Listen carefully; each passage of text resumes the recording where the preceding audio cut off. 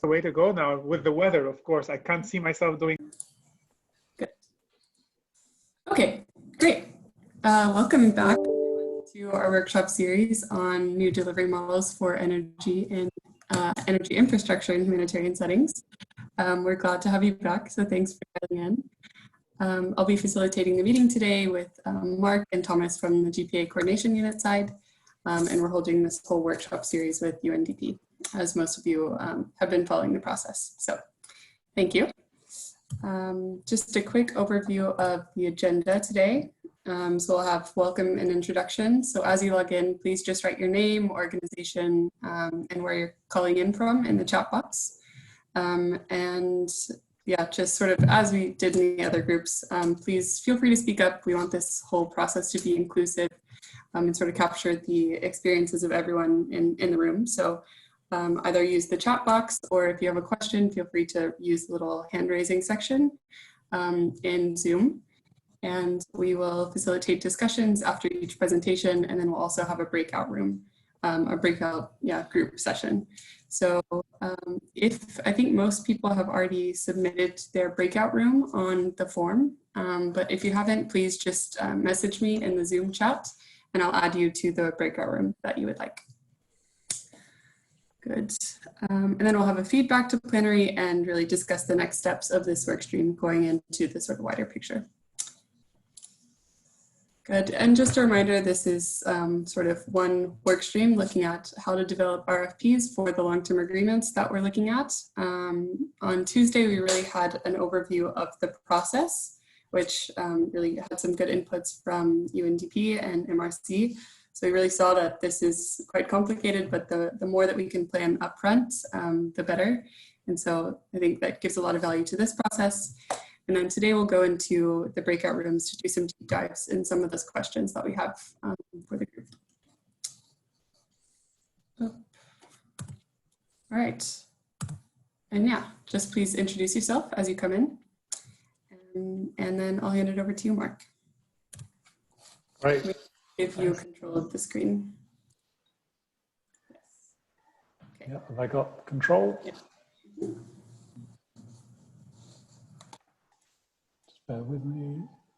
Yep, excellent. Thank you, everyone. As Amy says, pleased to see so many of you back from Tuesday.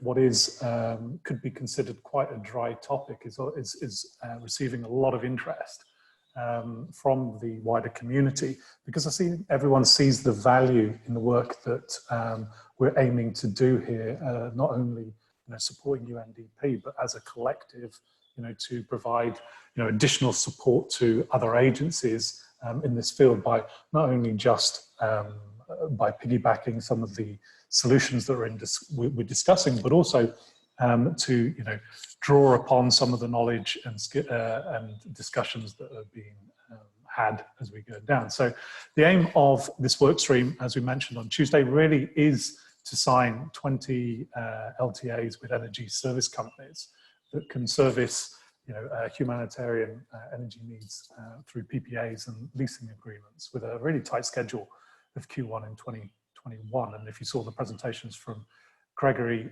from UNDP and Robert from Energy MRC on Tuesday, you'll see there's a lot of work that needs to go into this process as we carry on. Sorry. So, yep, so what we're looking to do, sorry, I'm just struggling with the presentation. What we're looking to do is design and produce an RfP for energy service companies, and design and produce the LTA for energy service companies as we go forward. So both processes in not only writing the sort of tender material for the RFPs, but the actual long-term agreements themselves associated to the sort of contractual processes. Okay.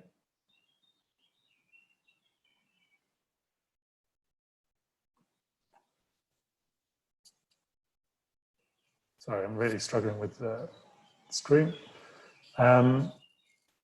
So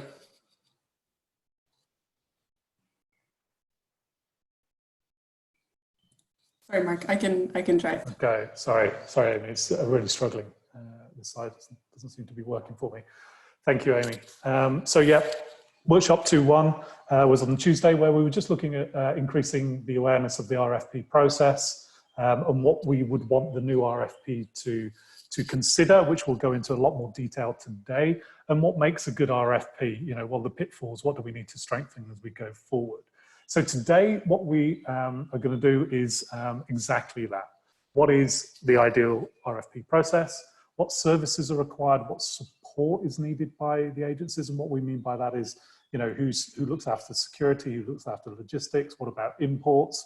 Those sort of questions. So we can start to, you know, get an idea of what the community thinks about these processes. And then, you know, the sort of third breakout session is really about, you know, who do we want to respond to the RfP? What sort of companies do we want to be bidding for this, and what sort of areas do we want them to be working in? You know, and what's the process to attracting them to delivering, you know, good quality tenders as we go through? So yeah, great. Amy, next slide, please. Okay, and yeah, and now I'd like to hand over to William from UNICEF. Unfortunately for us, but fortunately for William, he took some well-deserved leave on Tuesday, so couldn't present the feedback from the request for information that UNICEF undertook at the end of last year, the beginning of this year. But we felt it warranted, you know, being the findings to be promoted in front of the wider community. So thank you, William, for doing this. And I think this section really serves as a sort of reiteration and a reminder of where we are and where we want to be going. So thank you, William. Again, anyone who has any questions, please use the chat function and we will deal with those questions at the end. So thank you very much. Great. Thank you very much, Mark. Hello, everyone. I'll go straight into it. So yes, we had an RFI launched last December because UNICEF is, just like all the other UN agencies, very keen on scaling up its both energy efficiency and renewable energy efforts. And obviously solar leasing presents a good opportunity for all of us to scale this up at lower upfront costs apart from other benefits. So today I'll just briefly go through the findings of that RFI and what questions we have, what more questions that we have. This would not be a comparison between the different modalities that we identified, because I understood that took place in the last workshop on Tuesday, but I'll just be sharing the outcome of that. So as I mentioned, it was launched in December, closed in February. We received around 9 responses. One of the solutions that was really interesting is the containerized solution, which is one that we have been already using in some of our field offices, but using a CAPEX model. But it was good to see that this option is also provided as part of a leasing package. There's also significant appetite for private sector companies to engage with UNICEF and with the UN family on preparing a solar leasing model for offices. And that's phase 1 of our plan. We have 2 additional phases. Another one is for humanitarian setups, and the third phase is for programs and child-centric locations. There are 3 types of leases identified, and I'll go through that in a little bit more detail in the next couple of slides. The durations could be anywhere between 1 year and up to 20 years, and that will be basically identified in the three models that we learned of. And finally, the geographical areas that the vendors indicated their willingness to work in or provide services in were the areas that we need those services at as well. And they included war zones where they have already established supply chains like Yemen and Libya. So it looks like there isn't any geographical barrier. Of course, at the local context, some things might get complicated, but complicated is not impossible. So it was good to see that appetite from their side. Next slide, please. I'm just going to show quickly one example of the containerized solutions that we are currently delivering to South Sudan. Such solutions are pretty good for areas that don't have local expertise to install and to monitor and maintain remotely such setups. It's quite an expensive system because of its size. So one way to mitigate the risk of having things go wrong during the design and installation process was to have this setup all together, installed, tested on site in Denmark first, and then shipped to Copenhagen to South Sudan, where it would be simply plugged into the electrical system of our office, and then the solar panels would be installed on the roof and the car park. And in the event of a relocation, that container could be unplugged, the solar PV panels could be disassembled, and then that could all be shipped to an other location. Next slide, please. So we have three modalities here. The first one is financing by deferred payments. In that case, one of the respondents said that ownership of the system is transferred to us from day one. So it would be an asset that belongs to us. And then we would be paying on a monthly basis whatever rate we agree on. And that rate would be inclusive of both the operation and maintenance for the duration of the contract. And then at the end of it, at the end of the contract, we would continue the ownership and start using, continue using the benefits of the solar PV at no monthly costs. There would obviously be an option to extend the O&M contract beyond the leases contract, which would also make sense. In that case, the vendor is providing credit to UNICEF. We still have to explore the technicalities of that, but it's just one option that has been identified. The property risk insurance sits within UNICEF. And in case of the termination of the contract before its expiry, then we would have to commit to redeem the residual value for all the time, and that will be stipulated in specific clauses. So if you want to think of that, of those three models, if you want to compare them to what we do when we buy or choose to lease or rent cars, this is similar to going to a bank, getting a loan, getting the money, and then buying a car. When you go buy the car's ownership is transferred to you from day one, but then you have to pay back in installments. In that case, the vendor is providing credit to UNICEF to put this system on our facilities, and then we would pay back on a monthly basis. So that's it in summary for the first modality that has been identified. The second one is solar leasing with monthly payments. Again, if I have to make the analogy with a car, it's like leasing a car, not renting a car, leasing a car, where you commit to driving a car for the next 5 years. At the end of the lease, you could probably extend it or pay it off and own the car for good. Here, the ownership remains with the vendor from the beginning, until the end of the lease. And we would pay them again through the same way, monthly invoicing for a duration between 3 and 10 years. It also includes operation and maintenance of the vendor. At the end of the lease, ownership is transferred to us against a certain market value that we agree upon the initiation of the contract. Next point, please.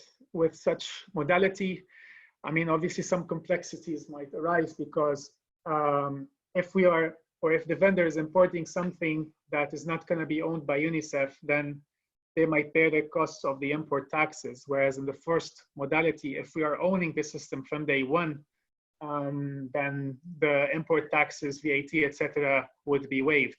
So that's one thing to explore further. We don't have a clear answer on it yet. And obviously, the more the complexities, the more the costs. So that might be a little bit more expensive. But we'll be exploring that further in the second round of questions that we send out to the vendors. Now, the last modality, regular lease, consider it renting a car, where you go and rent it for a week. We're not renting a system for a week, but here for a period of a year, for example. Let's say we are setting up base or an office in a remote location. where it's very uncertain for how long we're going to be there. A year, it could be a year, it could be 2 years. A containerized solution would be ideal in this case, where somebody or the vendor would ship that container, plug it to the office, and then remove it once we don't need it anymore. There's no ownership expected at the end of it, and the lease, the length of the lease is pretty flexible. As if we're leasing a diesel generator, we use it when we need to, and then when we don't need it anymore, we can just have the vendor take it back. Of course, that would probably be the most expensive. However, it could be ideal because it reduces the costs of installation and commissioning in case of a container solution, and the removal costs that are typically factored into the installments, especially for those short-term leases. So those were the three options that were identified based on the responses. Now, as we went through those responses and then all the brainstorming that came after it, we have identified some additional questions that we would like to reach out to vendors with before we start drafting the TORs of the RfP. The first one would be ask whether the vendors are familiar with the specific local context where we plan to roll out this model, the leasing model. We have identified around 30 countries with different either country or zone offices within each country, and want to check whether those vendors are very much aware of the local requirements at country level and how those impact the costs, the delivery time, the permits, etc.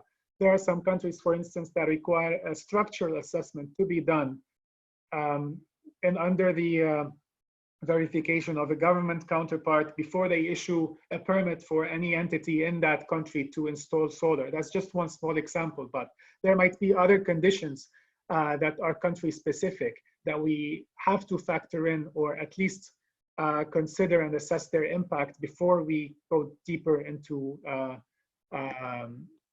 drafting the TORs of the solar. Next point. Also consider countries that have not implemented any sort of or markets, local markets that are not familiar with solar leasing yet, and then the UN family brings in that model, and that would result in an uptake from different local or regional or international entities that are operating in that country. So could those fees that we have agreed on at the beginning be renegotiated due to that scale up, due to that increased in local demand? That's one question that we want to get more clarity on.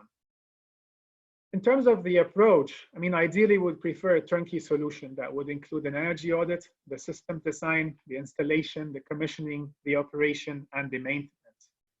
In some locations, we have already done the energy audit, and we have implemented some energy efficiency measures.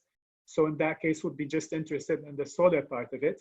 In other cases, we have not done an energy audit. We only have the data, the energy data, and that applies especially for zone offices. So an ideal approach would be would have basically a flexible one where a vendor would offer different leasing modalities, whether it's the first, the second, or the third.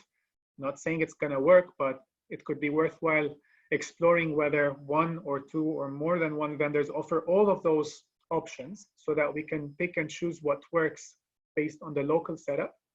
And then have a range of services that they could provide as one turnkey solution, or if there is parts of that package that have been already done, then we can just opt for choosing the system design and on. It would obviously not be recommended to just do the system design and installation and that's it. However, that would be also good to have this flexibility that at the end of the lease, a maintenance module would be easy for us to tap into so that we can continue to maintain the system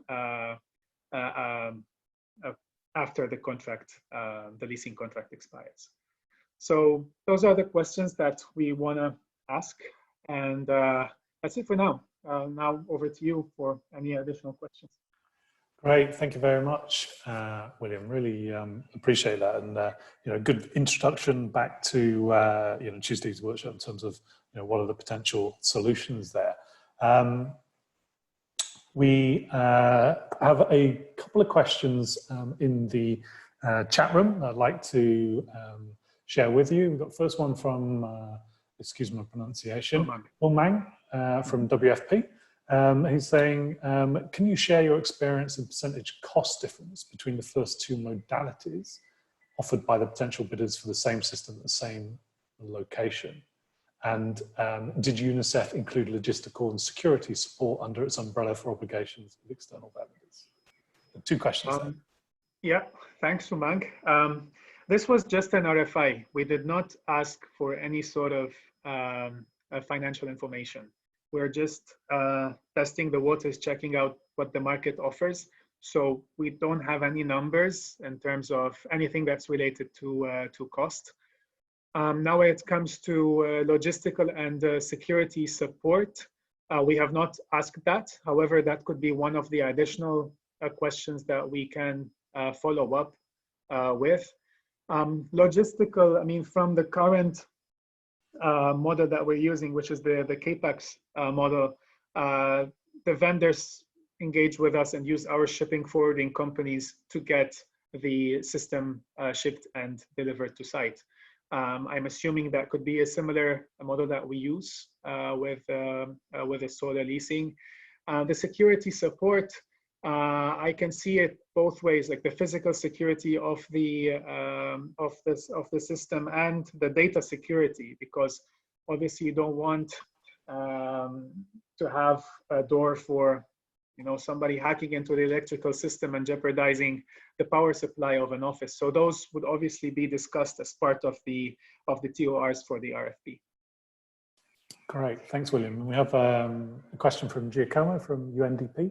Does the containerized solution, is it based on a standard design and sizing or study, or is it performed in advance to define the optimal size? This is actually a modular solution, so it's scalable based on the size. Those vendors typically have closet-sized boxes if the system is small and it requires a small number of inverters, and it can go all the way up to the small-sized containers or even the bigger-sized containers. And sometimes if the container itself, half of it is occupied with the inverters and the batteries and the other half is not, they typically use that same container to ship the solar panels as just the container itself. They would ship it and then they would take those panels off and install them. And it gives the opportunity to scale up the system in the future where you still have additional space within that container to install all the equipment inside. But from what I've seen from those vendors, they are modular solutions. And the advantage of it is that they install everything in advance, they test it, and then they ship it, just plugging it in directly. Great, and a follow-up question there from Shatitso at UNDP.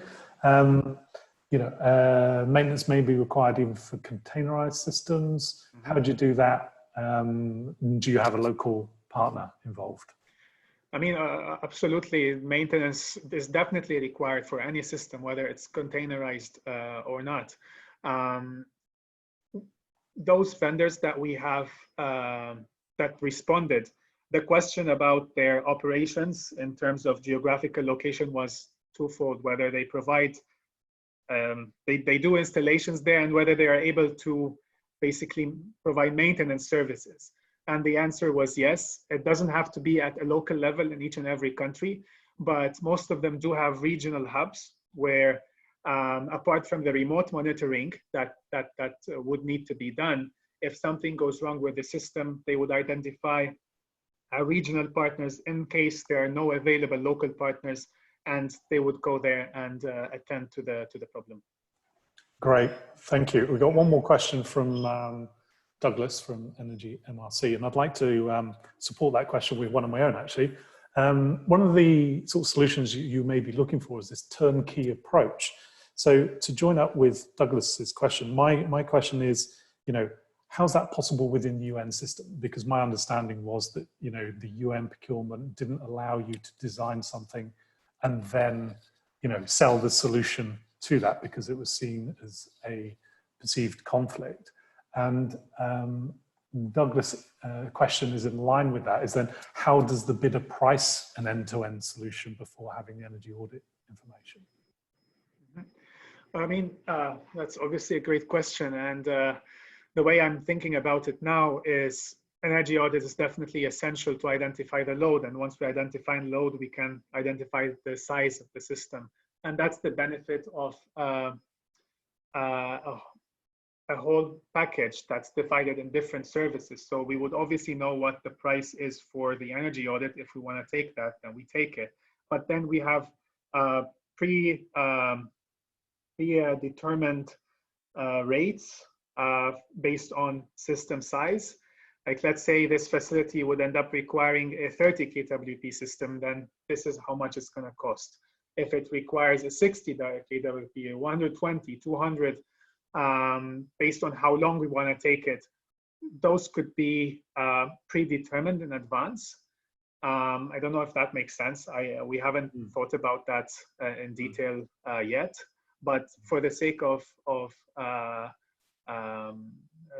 simplification, if you can have like a direct order LTA that everything is fleshed out in advance, and then we could probably be able to negotiate some rates based on the local context. That could be an ideal approach.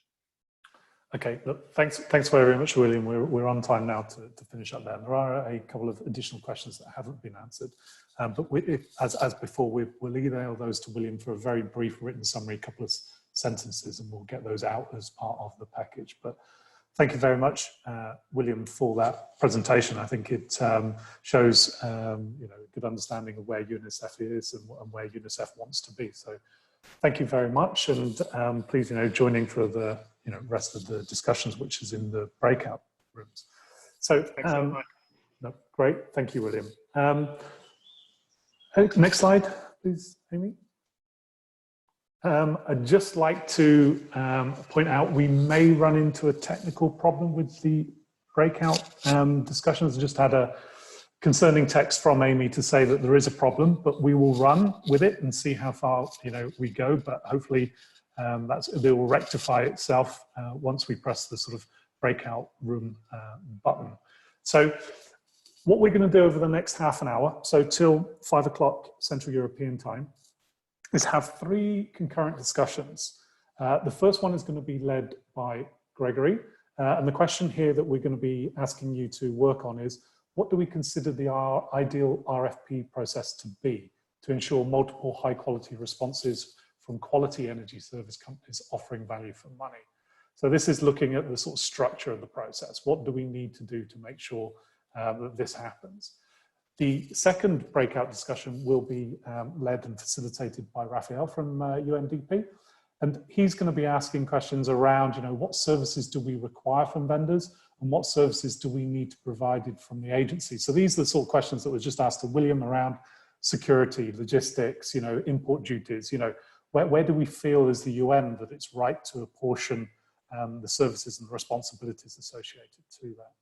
And then thirdly, Paul from our colleague at UNITA will be, looking at the question, who do we want to respond to the RFP? So what sort of companies are out there that we want to respond? What sort of areas of activity are they in? Which countries? And how do we attract them? What's the process to making sure we get the right people, raise awareness with the right companies that we're here, we're doing this RFP, and how do we make sure that they respond in a timely manner? And then we come back to a plenary. Given the time, we'll discuss that shortly. So, Amy, if you can press the breakout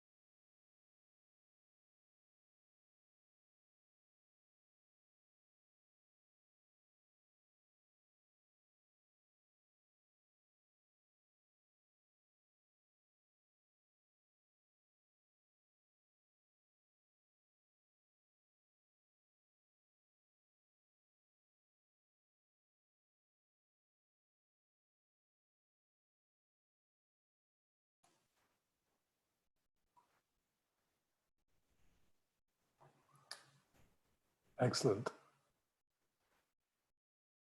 Thank you, Amy. Is everyone back in? Seem to be. We're up to 30. Yep. Excellent. Okay. Well, look, thank you very much for everyone participating in the plenary discussion. Found it very useful myself. Amy, the next slide. So what we'd like now, so I'm going to give Greg a couple of minutes quickly to formulate his thoughts, but with the plenary session, what we'd like to do is for each of the facilitators just to sort of quickly summarize any sort of findings, thoughts from the process, you know, from the sort of the discussion, to sort of highlight any sort of key areas or even areas of weakness with the process or an approach.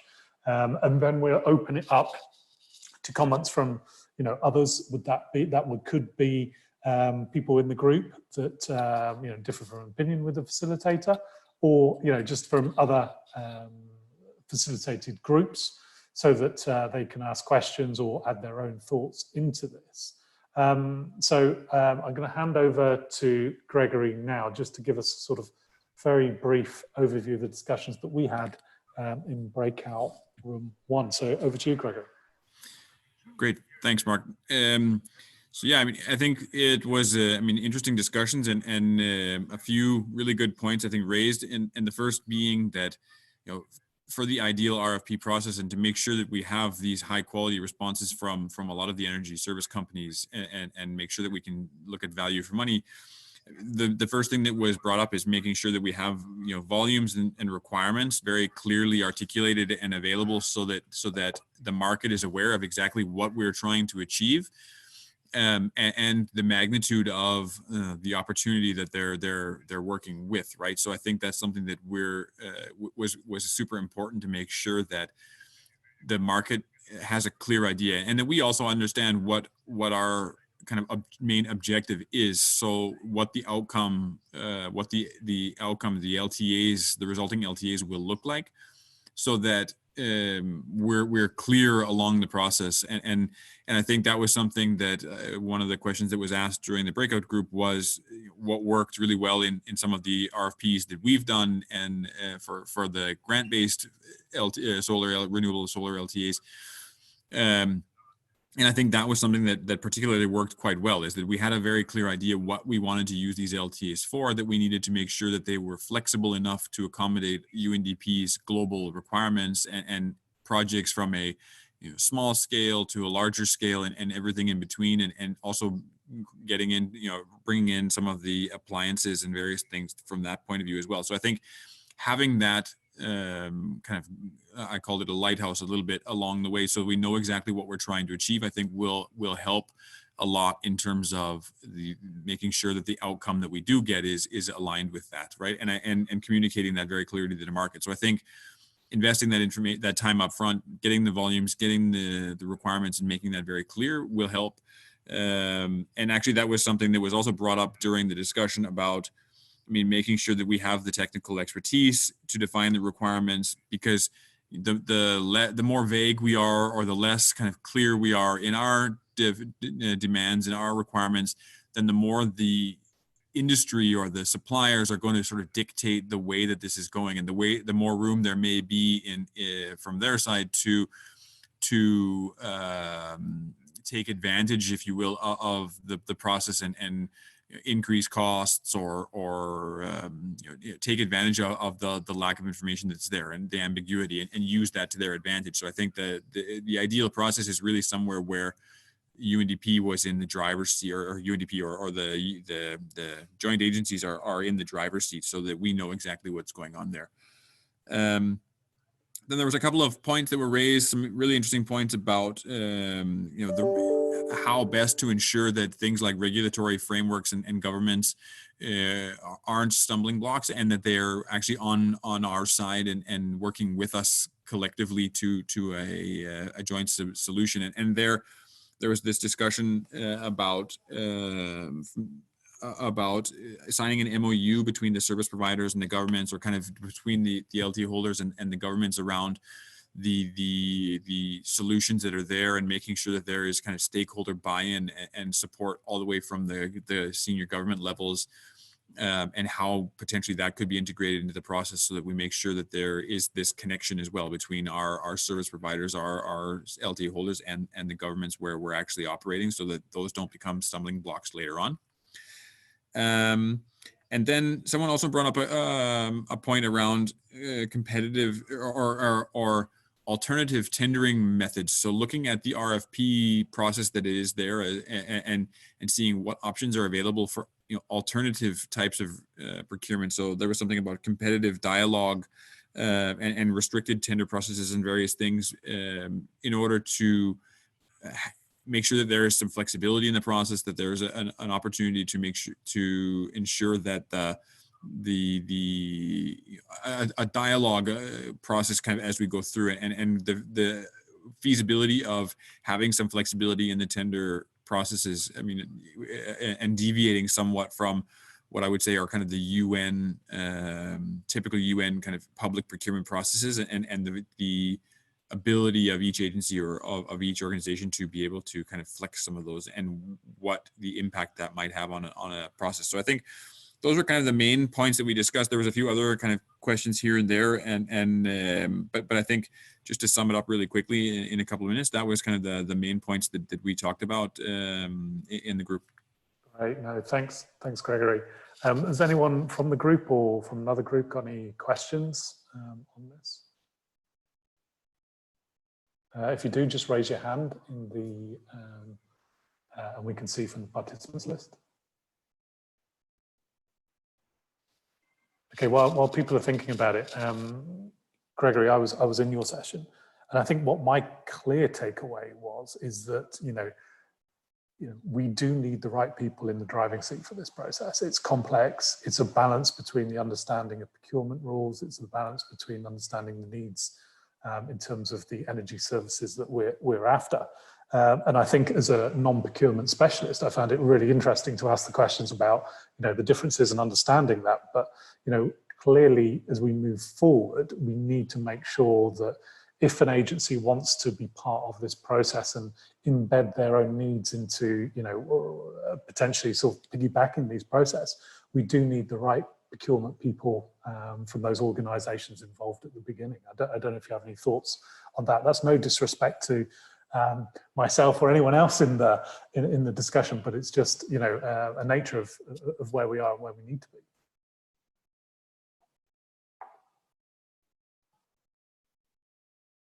Okay, Gregory, you're on mute if you're speaking.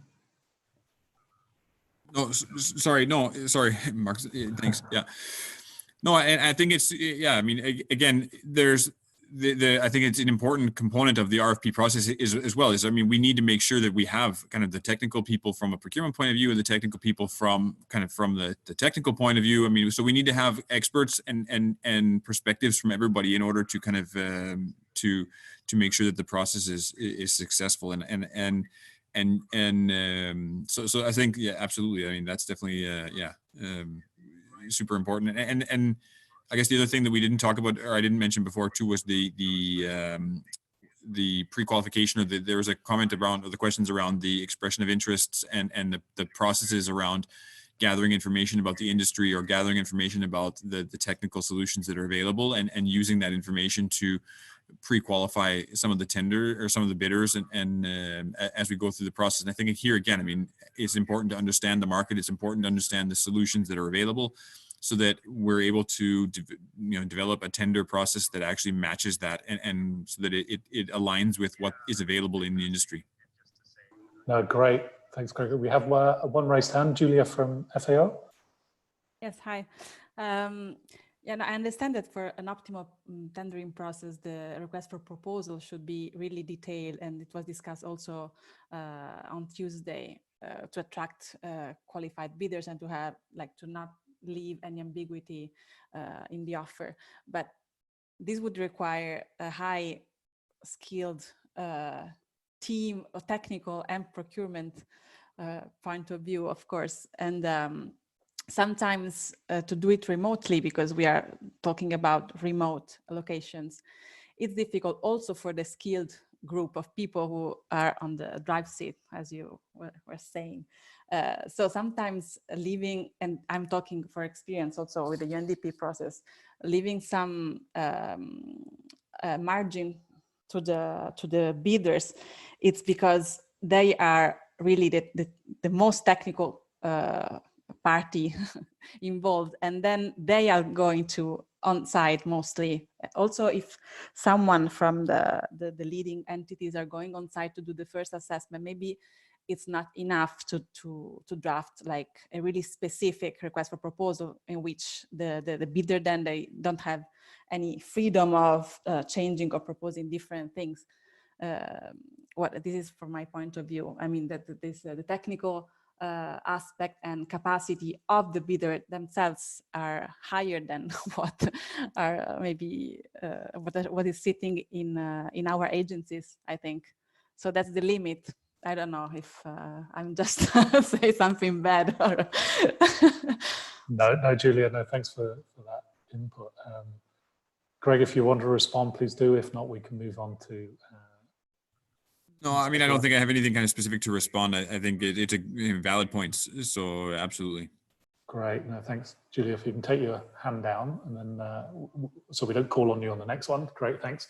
So now I'd like to move on to the second breakout session. Amy, if we can just press on to the next slide, just to remind. Yep, we go. So Raphael from UNDP was facilitating this discussion. And the question that was being asked there is, what services do we require from vendors, and what services do we need to provide from the agency? So, Raphael, if you can give a quick 5 minutes yes. of discussions before we go. Yes, thanks very much. Yeah, it was also a very interesting discussion. We actually projected ourselves, sorry, we projected ourselves more or less into a field office. And also we projected ourselves in a situation where we had an LTA, or at least we were dealing with a PPA situation where the power would be supplied by somebody. Unlike the presentation by UNICEF before, where we would lease the system or be half owner or partial owner, or here we would actually not be owning the system at all, mostly. And trying to voila. So the first we separated this into 2 or 3 steps, and the first were the preparatory steps. So we went immediately into the energy audit and the system sizing that we would do prior to actually issuing the tender. And so quite quickly, most colleagues, there was a consensus that this, in most cases, in most offices, it would have to be done by someone outside, because a lot of offices do not have the know-how or the competence to conduct a proper or detailed enough energy audit in order to prepare the tender, you see, before even we issue the secondary bidding or the RFQ or whatever it was. Things to take into account were also not only the energy audit or system sizing, which also the system sizing, you had to take not only a picture of what was the situation with the energy today, but a projection into the future to allow some dynamism and expansion of the energy requirements into the future, right? To come up with really a sizing to be able to ask the bidders to tender, to make an offer for that. Another part of the preliminary steps was local regulations, which also needed to be taken into account. And this, I think most, the consensus was that substantially a lot of these local regulations we could actually push onto the bidder, saying, well, you yourself inquire about what is the regulations in the country where I am, to and make sure that you meet them. But again, in the preparatory steps, there was one step which would be difficult to do, at least even by the agency staff, and which, if necessary, would have to be outsourced. It would be the building structural assessment in the case that we are actually building on top of a roof, right? I must say that I think all the meeting went around the idea that we were inside of a sub office. We were not considering, or we didn't go too much into providing energy to a refugee camp, or even though I think someone actually did mention water pumps and things like this, which looked like a refugee camp. But yeah, most of these comments would match, yeah, a field office mostly.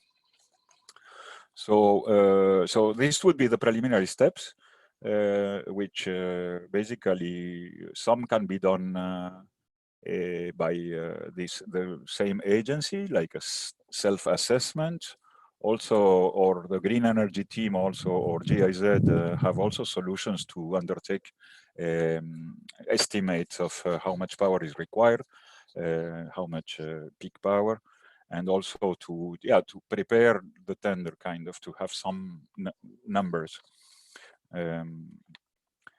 Then the next step would be the tender and the evaluation and so on, in which we didn't speak about it. We are still in the field there, and we are trying to get our electricity. So all this phase of tender and of award and of evaluation, we skipped really.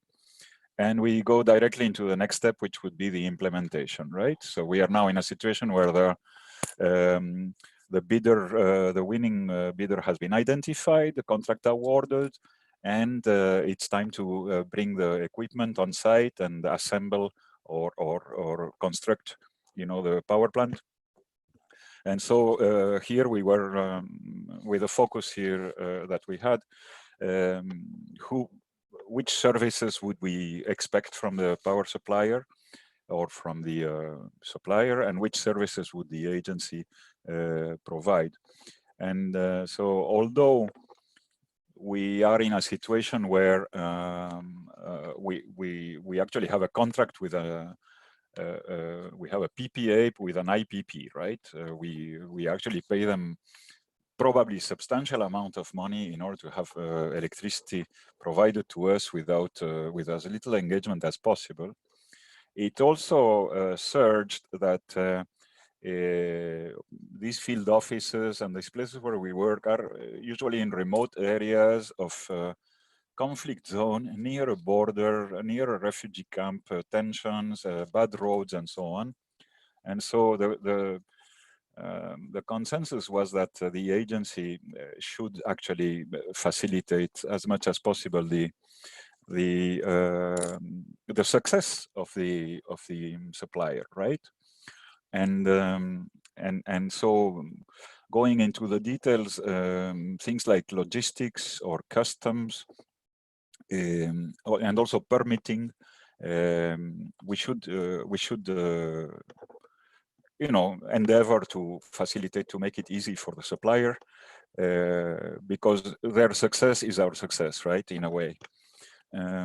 Or at least their success provides us good power without problems, and therefore that was a little bit the idea, that during this phase the agency would help as required. There was one exemption, an interesting one, about the exemption of custom duties, right, import taxes, which in fact, I don't remember, was it UNICEF, Fiona, I think it was, no, who, yeah, this would actually depend on who the final owner of the system is, right? In the situations where UNICEF has these leasing models and so forth, if they are the final user of the system, it is normal that they don't pay duties as a UN agency. We are exempted. However, if the final owner of the system is the private company who is supplying us the power, probably it's different. And so this is something we need to look into, I think, because it will vary by 20% the price of electricity we pay, yeah? If they have to pay import taxes. So roughly, voila. And then we went into the third phase. Let's say the system is installed, tested, commissioned, and so on, and it's in running phase. And we started talking about the security of the system. Who would be responsible for that? And there was a good discussion because some people are saying, well, if the panels are on the roof of our building, you know, it should belong to the security of the compound. But other people said, look, we are paying, it's really the responsibility of the owner of the system, let's say the operator and owner of the system, whose responsibility should be to provide the security of the system for theft, put night guards if necessary, like this. And it's part of the duty of supplying power 24/7 during 5 years. And then we ran out of time. We did not, there was one thing I wanted to discuss, which maybe was a bit outside, with whether in order to enhance security, also one idea could be to share power with the local community surrounding us. But we didn't touch that. Great, no, thanks, Raphael, and thanks for those that participated in breakout room 2. Sounds very interesting and a lot of good stuff there. I see in the chat, Maurizio from WFP says, besides customs, there could be some embargo issues, you know, to Sudan and stuff. So something else that we should consider in terms of, you know, who wins and where the equipment is coming from. I mean, any other questions anyone else likes to raise? Please use the raise hand. Does you like to ask any questions? I think it was a very comprehensive response there, Raphael. I think we've got that. Well, it was very, very practical, right? I mean, it's down to the ground. Yeah, no, good. Excellent. Well, if we've got no more questions there, then we'll move on to the third breakout session. Thanks very much, Raphael. Thank you, everyone that participated. Thank you. Amy, next slide. Yeah, so we can ask on to Paul for likewise, if you could just give us a brief summary, you know, of who do we want to respond and how do we attract them? That would be great. Thank you. Great, thank you, Mark. Well, we discussed then, we were looking first of all at what type of companies in terms of what services they provide, and just going from UNDP's existing model, which has anything from a small solar lamp, solar home system, all the way up to megawatt power installations. And do we include all of that? In other words, just expand what's existing to include leasing in PPAs, or would it be better to try to narrow things down? So it's specific companies who can provide the services for UN operations. And we looked, you know, you don't want to compromise the RfP itself by making it too broad. However, you know, we were recognizing our longer term perspective of broadening this beyond the need of the UN agencies to include possible local capacity for refugees and host communities. So ideally that would be the case. And so we could have, as is existing, a global pre-qualification for the types of companies who provide all of these types of services, but on a project level, the tender would be for more specific services. And then, you know, looking at the types of capacities of those companies and what qualifications, etc., they should have. You know, there should be a local partner who has context knowledge and a diversity of projects which you can score and see. It's not necessarily numbers of years or numbers of projects. It's that those projects are successful and continue to operate properly. And also the point was made that just because somebody is capable and has had a lot of success in one region, it doesn't necessarily translate to another region or another country. And you may have to group companies with experiences that they have in certain places. And to take that into account in partnerships between large and small operations, you know, because the point was made that some companies will focus only on larger systems and won't be interested, and they wouldn't be attracted then. But we'd have to take account of that, and that might change over time as well. And it's again looking then at how do you attract people on that. It's grouping projects together so that you do continue to attract these larger companies who are moving into larger projects, if possible. And do we look then at things like environmental factors or sustainability social and gender aspects of the company, do we also score those? Is that something we want from a company? And ideally, yes, it is, but we would have to be very clear up front about how we're scoring that. And then, yeah, we discussed that we need to make the RfP itself very clear in terms of the process, the requirements, and how things are scored, so that the companies going for it are very, it's very obvious to them what's the opportunity is, and there is as minimal confusion as possible while maintaining the quality of the tender. A suggestion was made, you could segregate certain parts of the tender. If it was, for instance, for different categories of containerized system, you could state that you're only going for one of those or two of those, let's say, or that you provide certain services within the tender and not others. And maybe not everything needs to be under one umbrella, and it's a possible approach.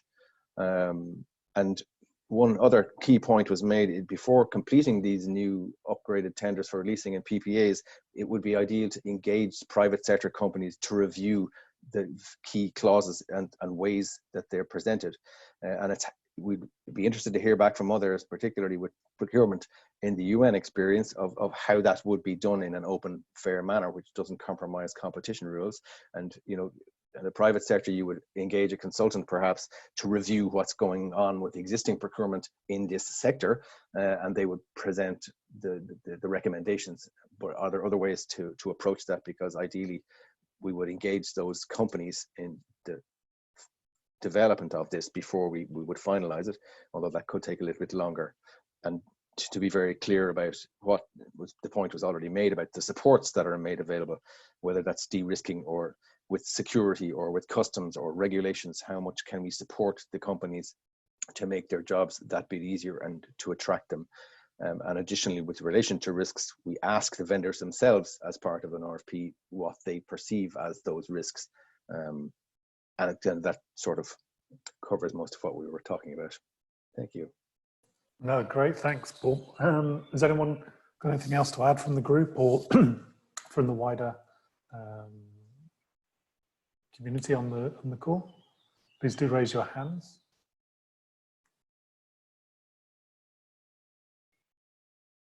Great. Just give a little bit longer. While people are thinking about that, I just want to go back to, you know, there is a couple of comments that come back into discussion with Raphael. We will deal with those as part of the process. So thank you very much, William and Benedetto, about the questions about the final ownership when the lease expires, and you know, who takes responsibility if the equipment breaks, should the UN be transporting at a very key point. So we will make sure they get incorporated as we go forward. Any other thoughts on, you know, how we attract companies to this process? Paul, was there any discussion around trade associations and using trade associations to avoid conflicts of interest, or the discussion didn't get that deep? Yeah, I mean, we just discussed who you could approach as in addition to the companies themselves. Would you approach regulatory bodies or trade associations representing these type of companies? But just the point overall was that it was an important step to take, yeah. and the best way to approach that to comply with procurement standards and regulations.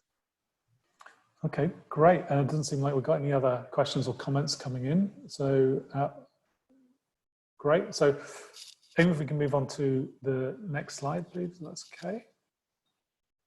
And I hand over to my colleague, Thomas, who has the inevitable task of actually trying to pull some thoughts from that whole discussion there. So over to you, Thomas. Almost undoable task. And I don't think I should try to summarize this. I think the three breakout groups have pointed out the potential way on how to organize this RfP and the LTA process. That's very good. I think now it's time to discuss with sort of prepare a short summary document of the workshop, and we discuss with UNDP, probably UNICEF, and also GIZ on how to go forward concretely. Who would be able to develop this RfP, what's the timeline, and then taking everything into account what we heard today about the process, as well as the type of companies we want to achieve, we want to attract, and this kind of services we want to get from these companies. To me, it's much more clear now, the process and also the asks of these companies. And yeah, I'm looking forward to dive with some of you in the next phase. Over to you, Mark. Oh, great. Thanks, Thomas. Yeah, very undoable task, but I think you seem to do it well. And just to, I think you strayed into my territory, so thanks very much for that. But what we were looking to do, as per the other Workstream 1, is we'll prepare a short paper where we'll, highlight where you can get copies of the recordings, there's presentations and so forth, but also looking at what sort of draft recommendations are coming forward, and see where those priorities sort of lie, and then sort of look, as Thomas said, how do we pull a team together to drive this whole process forward. So do look out for that. So apologies that the Workstream 1 has taken a little bit of time, as everyone else is at the moment. We're sort of pushed with the workload that is around at the moment, but they will come very quickly after these workshops have been finalized. So we will keep you on board with that process. And those that joined in the decarbonisation series workshops last year know the process, that we will come up with some recommendations and really target those priorities to deliver concrete actions as we go forward, so that we do support each other in this process, as Thomas mentioned. So Amy, next slide, please. Yeah, just to reconfirm that there is a Workstream 3 next week. This is on Tuesday and Thursday at the same time, between 4 and 6 p.m. Central European time. And just to stress that the one on Tuesday will be around funding. It was touched upon today a couple of times. How do we actually fund the project pipeline? How do we support the agencies in actually doing the upfront work in terms of getting the energy audits done, preparing the business plans and stuff. So that will be the focus of Tuesday's discussions. And then Thursday, what we'll be looking at is, what are the financing options for the preferred solution? How do we go about paying for those? What's the normal process for paying for a PPA lease agreement? Acknowledging that the grant still plays a role in this whole process within the UN. So, how do we, get better access to grants, but also what are some of the other mechanisms that we can, use to push this process forward in terms of internal carbon taxes, revolving funds, these sort of things. So those are the things that we'll be talking about Thursday. So if you have an interest in that, please do join us. It's a completely different topic yet again. And as you've probably gathered, what we're trying to do with these work streams is identify where your interest lies and where those concrete actions are, so that we can pull the right teams together and push this topic forward. So, we appreciate the support and the attendance to these workshops. Amy, next slide. So from me, it's a big thank you, but I'd just like to leave sort of final words to, Gregory and Thomas, from this burst. So over to you, Gregory, as a sort of quick, thank you, and then over to Thomas for the final word before we head off. Hello, Gregory, and you might be on mute. Sorry, guys. No, thanks. Apologies. Yeah, it's the eternal thing. But no, thanks, Mark, very much. It's been great. So all the best. Great, Thomas. Yeah, thank you. And especially I would like to thank you, Mark, and Amy for putting all this up, and William for the presentation today, and also the moderator of the breakout session. It is a joint exercise we are doing here, and as I mentioned also in one of the previous calls, we are happy to support this, to drive this forward. But essentially, at the end of the day, it's not going to be the GPA or UNITA actually taking the next steps into concrete implementation. So we rely on you, all the agency colleagues, to take this forward with us and tell us what you need. Tell us where you would like to be interested to learn more, to dive into certain processes, to also get involved in the next steps. And and together we can, I think, achieve something really great here. And I have a huge trust in this process, and it really can make a difference in terms of decarbonizing the whole UN. Thank you. No, great. Thank you, Thomas. And yeah, thank you everyone that's joined. We really do appreciate the comments, the inputs. I see some more of coming in. These do get saved on the system, and these questions and comments will be reflected in the notes. So thank you for that. It's really appreciated for your role in that. So please, yep, enjoy yourselves over the next few days, and we look forward to reconnecting with you on Tuesday. The process will be opened up yet again, so there will be more colleagues from outside of the UN. But no, thank you very much for everyone, and see you again soon. Ciao. Thanks very much. Thank you all. Thank you. Bye. Thank you. Bye-bye. Thank you. Bye-bye.